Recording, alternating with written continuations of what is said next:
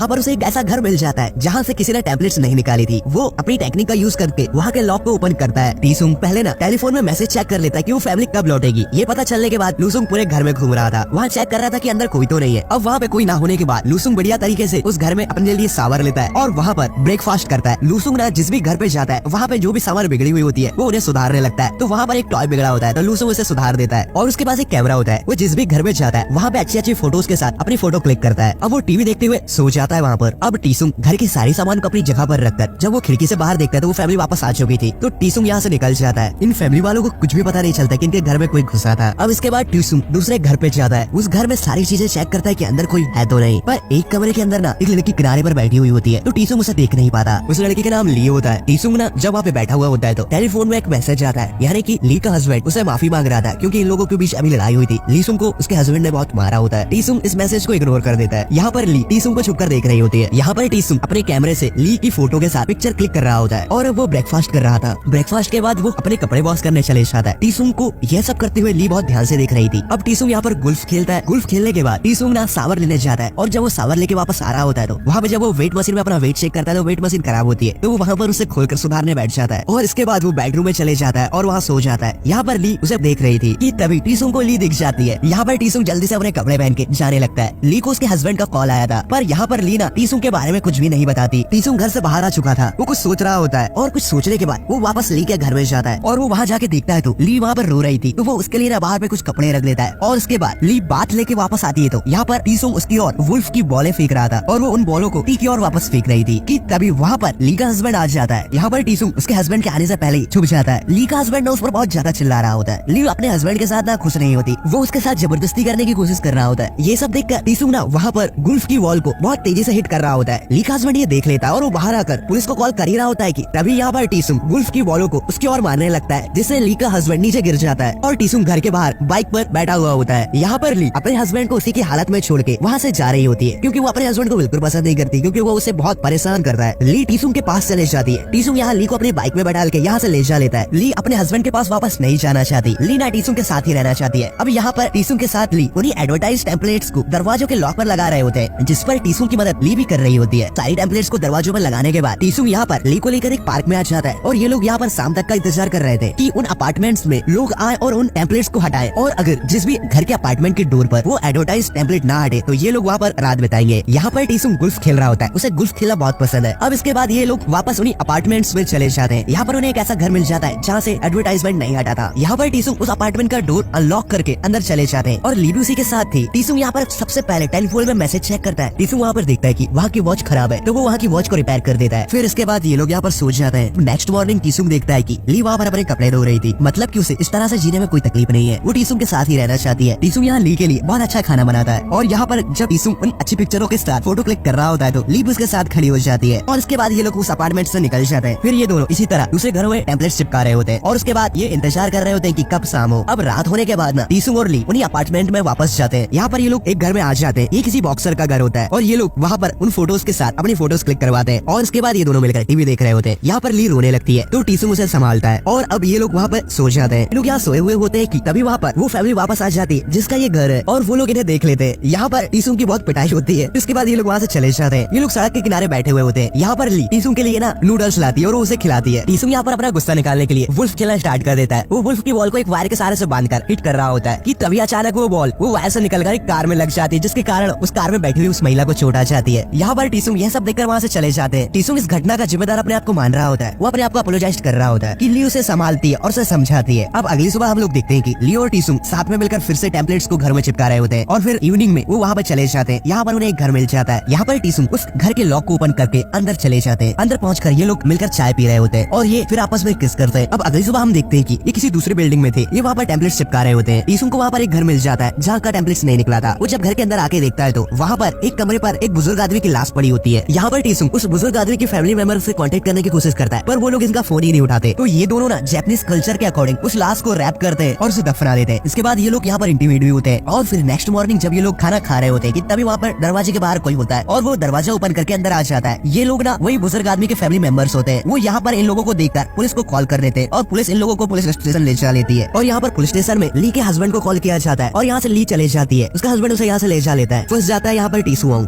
से पूछताछ होती है। यहाँ पर टीसुआंग उन्हें उस लाश का पता भी बता देता है, जिसके चलते वो लोग उस लाश का पता लगा लेते हैं। अब टीसुआंग पुलिस की हिरासत में था। यहाँ दूसरी ओर हम देखते हैं ली को, जो अपने हस्बैंड के साथ होती है। वो टीसुआंग से दूर नहीं रहना चाहती, जिसकी वजह से वो दुखी होती है। वो अपने हस्बैंड से बात भी नहीं कर रही होती। ली का हस्बैंड अपना ना बदला पूरा करना चाहता था, इसलिए वो उन पुलिस वालों को कुछ पैसे देकर वो टीसुआंग को उसी तरह मारता है जिस तरह से टीसुआंग ने ली के हस्बैंड को मारा था। यहाँ पर ली का हस्बैंड अपना बदला पूरा करने के बाद वो यहाँ से चले जाता है। टीसुआंग यहाँ पर जख्मी हो चुका था। अब कुछ समय बाद हमें टीसुआंग को जेल में दिखाया जाता है, जो कि यहाँ पर अकेला था। वो ना यहाँ पर एक टेक्निक सीखता है, जिससे कि वो किसी भी लोगों को उसके पीछे खड़े होने के बावजूद भी उन्हें ना दिखे। वो धीरे धीरे करके इस टेक्निक को सीख रहा होता है। इस जेल का जो पुलिस वाले होते हैं ना, जो इन कैदियों पर नजर रखते हैं, वो टीसुंग की ना जेल पे जाता है तो टीसुंग उससे हमेशा छुपने की कोशिश करता है। वो ऐसा बार बार ट्राई करता है। टीसुंग अपने आप से इतनी ज्यादा प्रैक्टिस कराता है इस चीज की कि वो इसमें मास्टरी हासिल कर लेता है। एक दिन जब वो जेल पहरी टीसुंग की जेल पे आता है तो टीसुंग उसे वहाँ पे कहीं नहीं दिखता, क्योंकि टीसुंग उसके पीछे चल रहा होता है। उसने अपने आप को इतनी प्रैक्टिस करके इतना सटीक बना लिया होता है कि सामने वाले को पता ही नहीं चलता कि कोई उसके पीछे है। दूसरी ओर हम ली को देखते, जो कि टीसुंग से बिछड़ने के बाद बहुत दुखी थी। यहाँ पर टीसुंग जेल में उसी टेक्निक की प्रैक्टिस करता रहता है। अब टीसुंग की रिहाई का समय भी आ चुका था, उसकी सजा पूरी हो चुकी थी, इसके चलते उसे जेल से आजाद कर दिया जाता है। इसके बाद हम वही पुलिस ऑफिसर को देखते जिसने टीसुंग को पकड़ा था और उसी बिजनेसमैन के पास ले गया था जिसने टीसुंग को गुल्फ से मारा था। यहाँ पर टीसुंग उस ऑफिसर को भी गुल्फ से मार रहा होता है, पर वो उस ऑफिसर को कहीं दिखाई नहीं देता। वो उसे मार मार के ना घायल कर देता है। अब टीसुंग ली के घर पहुँच चुका था। ली के हस्बैंड को घर पे ऐसा लग रहा होता है कि उनके घर में कोई घुस आया है। जब वो बाहर जाके देखता है तो उसे वहाँ पर कोई भी नहीं मिलता, पर ली यहाँ पर टीसुंग की परछाई देख लेती है और वो समझ जाती कि ये और कोई नहीं टीसुंग ही होगा। और फिर ली अपने हस्बैंड के सोने के बाद जब बाहर जाके देखती है तो वहाँ पर उसे टीसुंग मिल जाता है। वो टीसुंग को देखकर खुश होती है कि तभी वहाँ पर ली का हस्बैंड आ जाता है और यहाँ पर टीसुंग ना छुप जाता है। यहाँ पर ली अपने हस्बैंड को माफ करने का नाटक करती है और उसका हस्बैंड ये सब देखकर बहुत खुश होता है कि आखिरकार ली ने मूव ऑन कर ही लिया। पर वो यहाँ पर टीसुंग की वजह से इतनी खुश होती है। अब नेक्स्ट मॉर्निंग हम देखते हैं कि ली ने बहुत अच्छा खाना बनाया है और वो बहुत खुश होती है। अब खाना खाने के दौरान जब ये डाइनिंग टेबल पे बैठे हुए होते हैं ना, तो ली के हस्बैंड के पीछे टीसुंग होता है और ये खाना खा रहे होते हैं। यहाँ पर ना ली बहुत मुस्कुरा रही होती है। ये देखकर ली का हस्बैंड भी मुस्कुराने लगता है और ली के हस्बैंड के ऑफिस जाने के बाद ये दोनों साथ होते हैं। अब ये लोग ना इसी तरह अपनी लाइफ जिएंगे और इसके बाद मूवी का